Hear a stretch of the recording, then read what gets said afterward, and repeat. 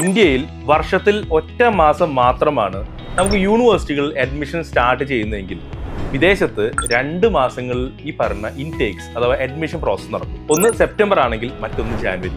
ഇതിന്റെ ഒരു വ്യത്യാസം എന്ന് പറയുന്നത് സെപ്റ്റംബർ മാസത്തിലാണ് ഏറ്റവും അധികം കോഴ്സുകൾ തുടങ്ങുന്നതെന്നൊക്കെ സത്യമാണെങ്കിലും ആ വർഷത്തിൽ പഠിച്ചിറങ്ങിയ കുട്ടികൾക്ക് +2 ആയിക്കോട്ടെ ഡിഗ്രി ആയിക്കോട്ടെ അവരുടെ സർട്ടിഫിക്കറ്റ്സ് കയ്യിൽ കിട്ടാത്തതുകൊണ്ട് തന്നെ സെപ്റ്റംബർ ഇൻടേക്ക് എന്ന് പറയുന്നത് സാധാരണഗതിയിൽ വർക്കിംഗ് പ്രൊഫഷണൽസ് ആണ് ഏറ്റവും അധികം ഓപ്റ്റ് ചെയ്യുന്നത്.